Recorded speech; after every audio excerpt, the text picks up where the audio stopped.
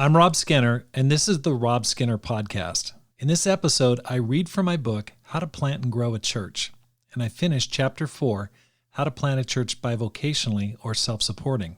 All this and more on the Rob Skinner Podcast.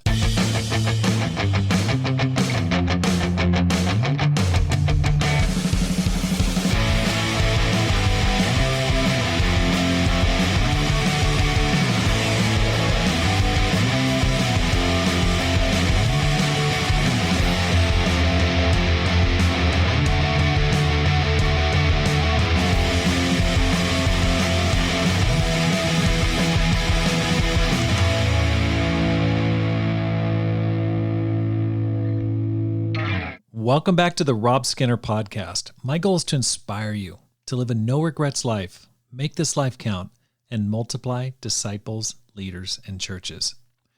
I want to share a little bit of good news. You ever had those weeks where you just feel like you're doing a lot, but you're not getting much done? Last week was like that. I was just busy. I mean, I was working hard, trying to get a ton of stuff done, but I was just doing a lot of stuff. And one of the reasons is I was busy buying a used car. I needed to buy a used car, so I was, busy looking and then scanning Craigslist and going and visiting different places. Anyway, when we went to this couple's house. We looked at their car. We started negotiating the price. And in the middle of the negotiations, the man asked me, "What do you do for a living?" And I said, "I'm a minister. Would you like to come to my church?" And I gave him a card, and he said, "Yeah, we'd be interested." And so I gave his wife a card as well. We ended up buying the car. He gave me a minister's discount. He lowered the price when he heard I was a minister. That was awesome. Anyway, before church on Sunday, I was getting ready for everything. I was talking through all the planning and, having a little holy huddle up in the front. And what do you know? That couple walks through the back door. And so we sit down next to them, and Kyle Plum preaches this super hardline lesson on the flood. I mean, it was just as fiery can get. And I was just sitting there going, oh my gosh, these people are either going to love this or they're going to hate it and they'll never come back again. Afterwards, I got a text from the man. And he said, "Hey, I really loved your church. It was a challenging lesson. It was exactly what we needed to hear. And we're definitely going to come back and we're going to bring our kids." And so I was so happy. I was grateful to God because I was like, oh my gosh, that was such a challenging week, but God worked through it. And so very encouraging. We're going to spend time with them today. They invited us to go to a rodeo, bronc busting, roping, all sorts of stuff. Haven't been to one in a while, but this guy comes from a rodeo background and invited us. I mean, it's been a long time since a non-Christian couple has invited us to spend time with them. So I'm pumped up about that. So anyway, God is working. Hope you're having a great day. Today I'm going to be talking about Chapter 4, How to Lead and Plant a Church Bi-Vocationally or Self-Supporting. And if you're thinking about doing that, I would want to encourage you to do it. Of course, you need to really think about it, count the costs. There's a lot of sacrifice involved, but there's nothing more satisfying than being able to go and plant a church where there was none. And it's just absolutely thrilling. So I want to give you all the support I can. And if you need any help or have any questions, please feel free to email me at rob@robskinner.com. I love to hear your comments. So here we go, Chapter 4. Singing and song leading. When my wife and I first started working together in the campus ministry, we held an outdoor service near the campus of San Jose State University. The regular song leader wasn't there that Sunday, so I did double duty as song leader and preacher. We were dating and not yet married at the time, and so I asked ever so gingerly after the service was over, "Hey, what'd you think of the worship?" She said matter-of-factly, "The sermon was good, but I don't think you should ever lead songs again." I felt 2 inches tall, and this comment introduced some doubt into my mind about the future of our dating relationship. We worked through it, but I learned that you need good preaching and song leading to have an excellent worship service. I've been lucky with some plantings and had good song leaders who joined the team early and jumped in to lead. More recently, in our Tucson planting, at one of our first gatherings, I had to step in and lead a song or two. I took a couple of hesitant looks over at my wife while I led the songs, but made it through okay. It wasn't great, and we had to borrow a song leader for a while from a related church in Phoenix about 2 hours away. If you don't have a song leader, pray and search for one. If you still don't have one, Buy 20 songbooks and start practicing a core of 20 songs that you can lead and sing with relative ease. Outdoor services. During the Oregon summers, we would meet in beautiful Lithia Park for outdoor Sunday services. We were so small that we never had to reserve space. We just found a relatively secluded patch of grass and circled our lawn chairs. It was fun and beautiful. The biggest challenge with outdoor services is that people get confused about where you are meeting. You have to over-communicate to people where and when you're gathering. Another issue is tithing. Whenever you switch locations, you can count on your contribution dropping. Have a plan for giving in any location. How to manage your schedule and time. Time management is one of the biggest challenges of a bivocational planter. If you aren't careful, you'll get burnt out. If you work a Monday through Friday 9-to-5 job, here's my starting recommendation for a planter's schedule. Daily. 7 a.m., the golden hour of Bible study, reading, and prayer. Take a 30-minute prayer walk to benefit you spiritually and physically. 9 to 12, work. 12 o'clock lunch. Use that time for calls or take a short nap. It's also a great time to have people come and meet you for lunch and discipling time. 1 to 5, work. 6 p.m., family dinner. 7 o'clock, Bible studies. 10 o'clock, lights out. Weekly schedule. Monday night. In the evening, ministry planning and preparation night. Use this time to think ahead and plan out your week. Set up your appointments. Ask yourself, who's the most open person at this time and when can I meet with them? Spend 15 minutes coming up with the outline of your midweek and Sunday lesson. You will feel immeasurably more confident if you know what you're going to preach on the following Sunday. Don't allow more than 30 minutes for this. Limit yourself and force yourself to come up with a workable idea for your Wednesday and Sunday sermon. Decide on what type of an evangelism activity you're going to do with the church on Saturday morning. Door knocking, passing out invitations at a community event, servant evangelism at the park. Come up with something and notify the members of your church. Tuesday, Bible studies with seekers. Meet with seekers to study the Bible with people. Your goal is to have at least 2 good Bible studies going on always. Your only goal is to make disciples and baptize at this stage. In a way, it's grow or die. Wednesday, midweek worship service. Midweek is family time with your church. Its purpose is to train, instruct, fellowship, and encourage one another. Your lessons don't need to be monumental, I have a dream type speeches. Shoot for practical lessons that encourage and call people back to the reason why you're there in the first place. Talk constantly about your vision and dream for the area. Train and equip your members in how to help someone become a Christian. Go through the first principles of the faith. Go through a book together on how to win friends and influence people. Build, build, build. Take time to pray together. Here's a typical program. 7 o'clock, gather, sing, and then pray for 15 minutes. 7:30 lesson. 8 o'clock, announcements and direction. 8:15, fellowship, and then discipling groups. Discipleship group after worship. One of the biggest challenges for the bivocational church planters, how to have effective discipling relationships. There is not enough time for everything. One thing that's helped me in the past is to use discipling groups. Instead of meeting every discipling partner individually for a 1 or 2 hour discipling time, I'd gather my discipling partners together at my home for a 60 to 90 minute discipling group. I'd share a scripture or two, and then we'd have time to share how we're doing, confess sin, and help each other out. I try to keep it positive, encouraging, and yet real and honest. New churches overflow with younger Christians, and their greatest need is a lot of encouragement and belief. I've incorporated these discipling groups into the DNA of our church in Tucson. After almost every midweek lesson, we break up into our small groups and have discipling groups with discussion questions. It's not complete discipling. It doesn't cover every issue or every need, but it is a safety net and starting point for one another involvement in our church. Thursday, Bible studies with seekers. Thursday is great for Bible studies. If you don't have a Bible study planned, use it for preparing your Sunday lesson and switch your Bible study to Saturday night. Friday, date your wife. Take the night off and have some fun. You need to blow off some steam, and after a hard week of day job and night ministry, you will need the relief. I look forward to Friday nights to catch up with Pam, go out to dinner or a movie and have some fun. Get a babysitter for the kids and renew your love for your wife every week. Don't sacrifice your marriage on the altar of your ministry. Don't worry about what people will think in your church. When you say you can't join them, they'll respect the fact that you honor and preserve your most important human relationship.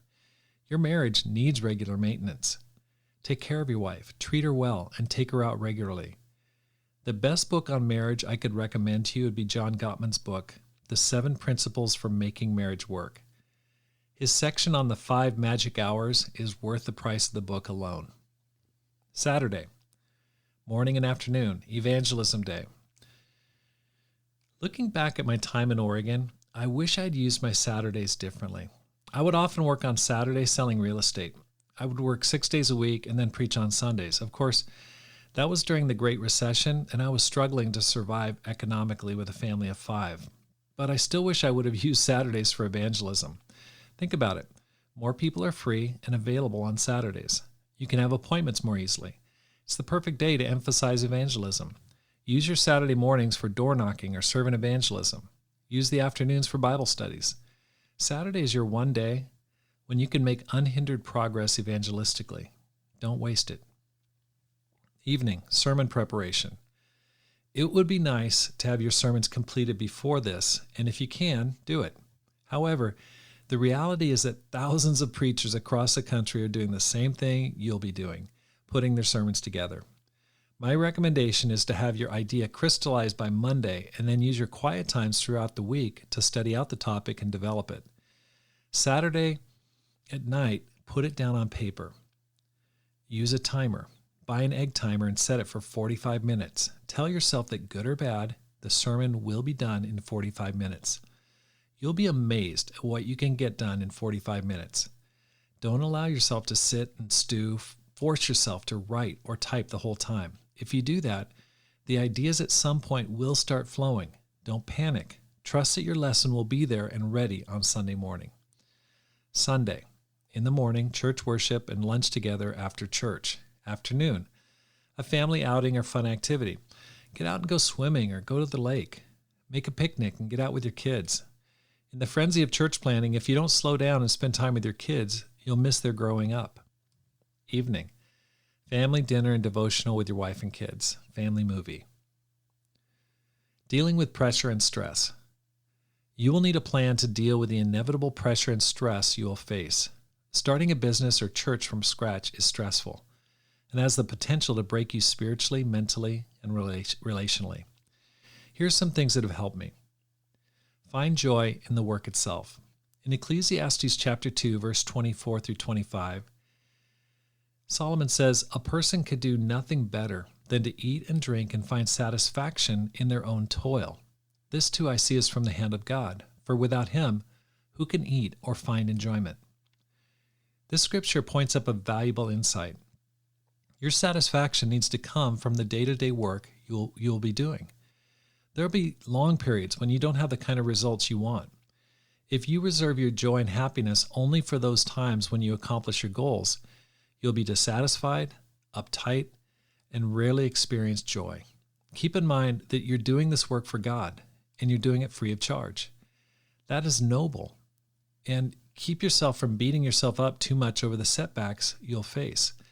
I remember a quote from Clint Eastwood about the films he had directed and his opinion of them. He merely responded to the interviewer, "You do the best you can." That's become a recurring phrase in my life. I do the best I can. That helps me because it keeps me from comparing myself to other quote-unquote super ministers, whether those in our family of churches or those leading megachurches of thousands. If you can honestly say, "I do the best I can," then you can sleep well at night. 1 Peter 5:7 says, "Cast your anxiety on him because he cares for you." Do the best you can. Cast the anxiety you're facing on God through prayer and let it go. From time to time, stop and ask yourself, am I happy? Am I enjoying this? Am I having fun? I choose to make the motto of my recent church plantings, having fun, loving God, and making disciples. Because I know that if I'm not having fun in my relationship with God and mission, there's probably something wrong in my walk with him. I'm probably letting the pressure squeeze out the joy of walking with God and seeing people's lives change around me. People are not attracted to dour, unfriendly, stressed out churches and ministers. Learn to find your joy and satisfaction in doing God's will daily. Learn to take a break. Another method of dealing with pressure is the practice of taking a night off entirely from the ministry.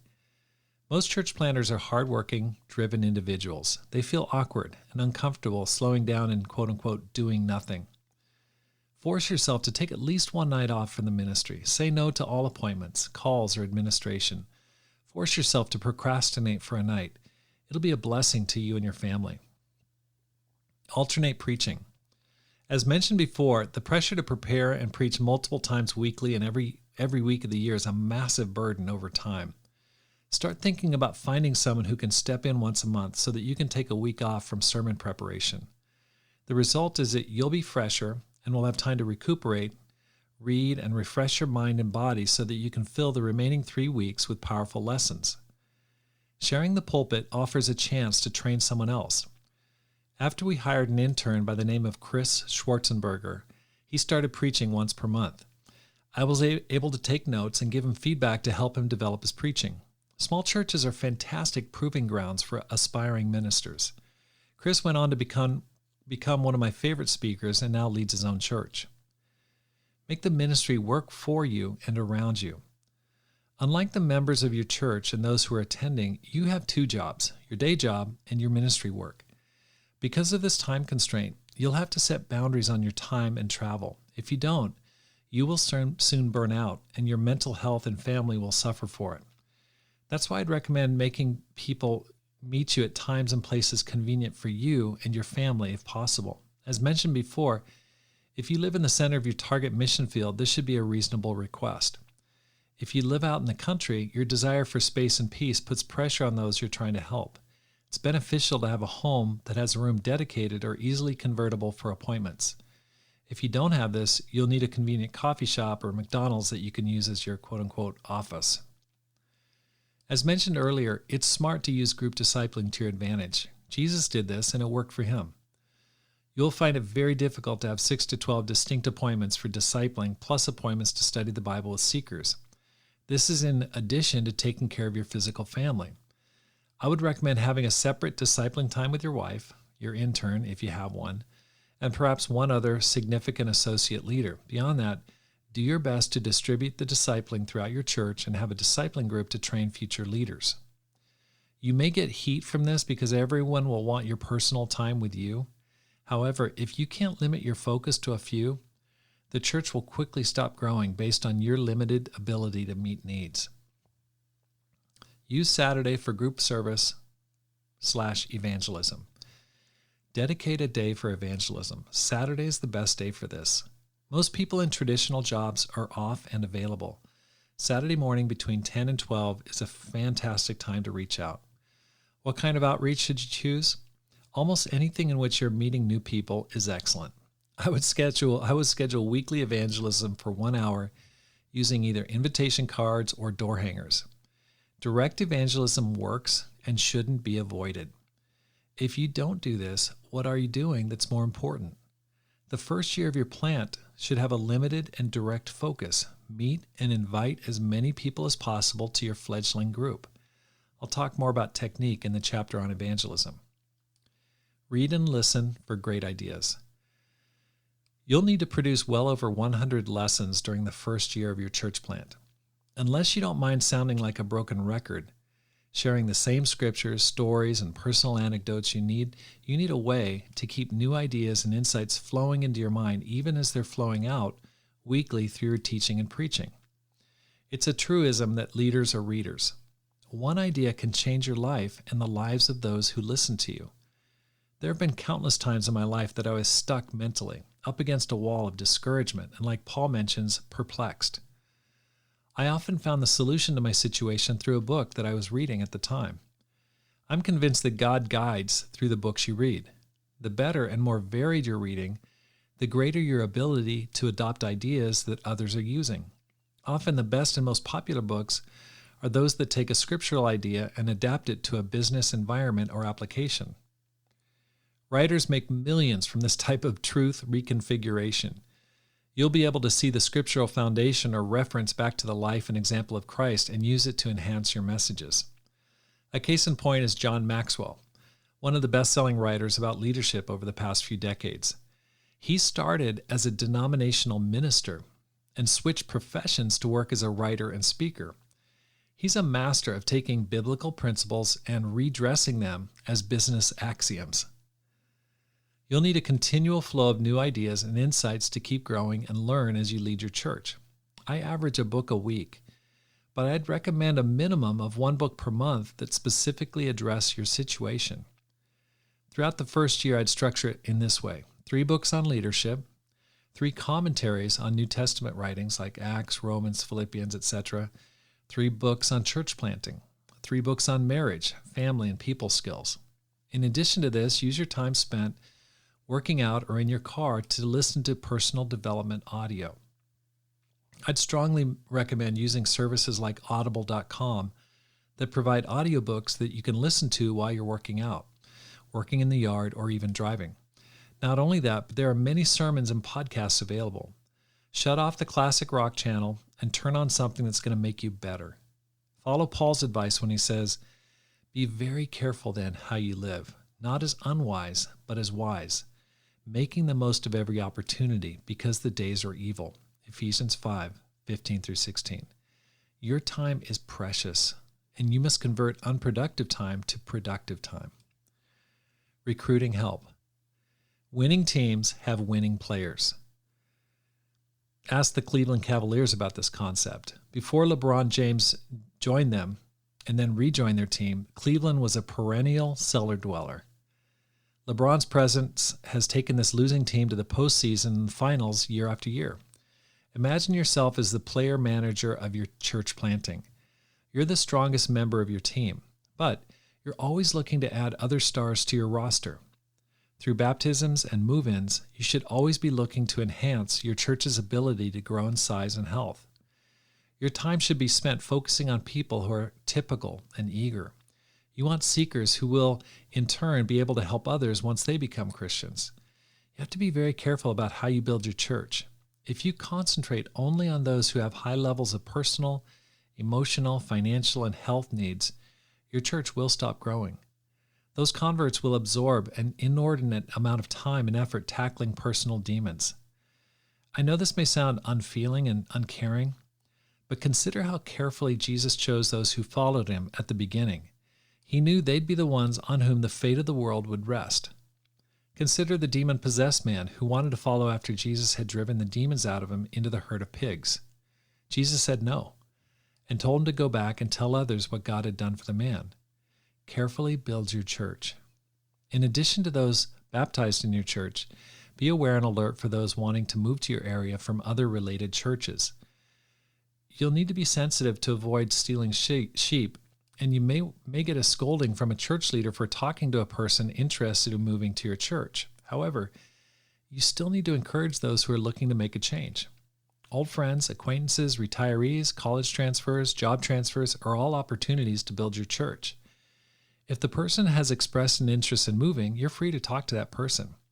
Encourage that brother or sister to communicate directly with his church leader so that you can maintain healthy relationships with churches in your family.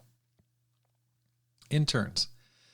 We hired a part-time intern when we only had 8 people in our church in Oregon.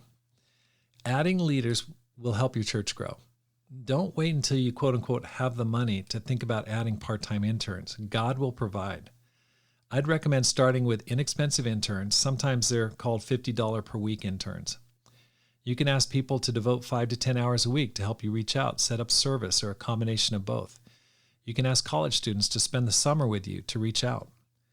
When we started our church in Ashland, we asked 2 young people, Nate Bigby and another person, to come down and help us reach out on campus. They met the first 2 people who became Christians on the campus at Southern Oregon University.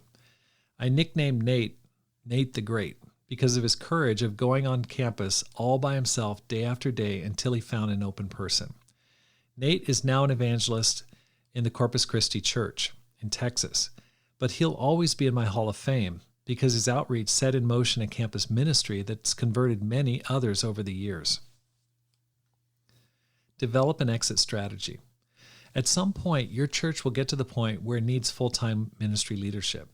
Hopefully, you'll come to a crossroads where the church is growing so much that you can't handle it with your limited schedule. Start planning early for this. Here are your options. Go full-time. Once you've built up the numbers and financial giving, go full-time and let go of your day job. If you feel this is your gift and calling, go for it. Groom a successor. If you don't have the desire, the gifts, or the calling for professional ministry, you'll need to nurture a minister for your position. That's the value of having interns. You'll always have a pool of talented people who can take off where you left off. These leaders will often share your values and carry on more closely the trajectory of the church you have begun. Hire a replacement. Now, this is a tricky option. The difficulty of stepping down and turning over the reins of leadership to an quote-unquote outsider is easier in theory than practice. Those coming from other churches don't know the history and the lore of the church planting. They have their own philosophy of ministry that may conflict with yours as the founder. In this situation, I'd recommend moving out or moving on to avoid a church split. You don't want to be the backseat driver that creates a church split down the road. In 2012, I received a call to plant a new church in Tucson, Arizona. It was an opportunity for me to return to full-time professional ministry and to build on a fresh foundation. However, my first response was to say no. I had trained a replacement in the person of Chris Schwarzenberger, but when he went to a college ministry conference and spoke, he got approached by a leader of a large church who wanted him to lead his campus ministry. I couldn't match the salary for him and his new wife, Amy, and so they left. I was happy for them and their career, but I was devastated to lose such a talented couple in our church. Shortly after this, I received the call to go to Tucson. With no one to replace me, I feared the church collapsing like a house of cards once we left. I told the person recruiting me that unless they could find a competent couple to replace us, I just couldn't do it. Within a couple months, they discovered a great young couple, Elias and Rachel DeLoe. They took over and did a great job in our place. The church continued to thrive, and we were able to move on with peace in our hearts and minds. Planter profile, Joel Landy. I met Joel Landy at a conference in the early 2000s. He shared with me that he'd planted a church in his hometown of the Hamptons, New York. I was intrigued, and he said that he'd heard a lesson entitled The Titus Project from a man named Marty Fuqua. In it, he inspired people to someday plant a church in their hometown. During a period of instability in the church around 2003, Joel thought now would be the perfect time to see that dream realized. He felt the need to step out of the boat like Peter did and test the authenticity of his faith. Joel wanted to use a time of turmoil as an opportunity for God to work. With the verbal support of the New York City church, he moved to the Hamptons, about 100 miles away from New York City. He had no financial support. When he and his wife Julie arrived back home, he was interviewed by the local paper for a piece on "The Local Guy Comes Home to be a Minister." He planned his first service with no one but his family. 40 members of the nearest ministry drove 75 miles to support his inaugural service. They had 110 people at their kickoff. Throughout the next 2 years, he baptized 15 people, and attendance averaged around 30 people on Sundays. 3.5 years into the planting, he came to a crossroads. He'd called a visiting family to a Luke 9:23-26 commitment to carry their cross. They rejected the challenge and instead attacked Joel and his leadership. The conflict threatened to split the church. Around that time, Bruce Williams, a church leader in Los Angeles, visited him and asked him, "Are you happy being here?" Joel responded that being there was good, but probably not best for his family at that time. In 2007, he moved back to Long Beach and went back to work in the paid ministry. It was a gut-wrenching decision for Joel and his family. Looking back, Joel celebrates the victories God was able to bring about. He converted an old high school friend who had become a 747 pilot. They'd studied the Bible and had counted the cost to become a Christian. The man had been recently just missed being scheduled to fly to Indonesia, where the 2004 tsunami had hit the island of Sumatra. The man understood God had saved him, and the reality of Jesus' question, "What good is it for a man to gain the whole world and yet lose or forfeit his soul?" In spite of the difficult decision to leave that mission field, Joel is grateful for the people and family he was able to reach out and save. When asked about church planting, he shared, "If you feel you have an obligation, then you need to do it. I felt like it was my duty to do this." Thanks for listening to How to Plant and Grow a Church, Chapter 4. If you're enjoying this podcast, I'd like to ask your help. First of all, hit the subscribe button and then let your friends know about it. Maybe send them a link or post it on your favorite social media site. Also, read one of my books, How to Plant and Grow a Church, or Courage, How to Make This Life Count. You can find these on Amazon. And what I'd really appreciate is if you read it, please leave a review. It really helps people know where to find the book. So pray for me and for the church here in Tucson, because my goal is to inspire you to live a no-regrets life, to make this life count, and to multiply disciples, leaders, and churches. Have a great day and make this life count.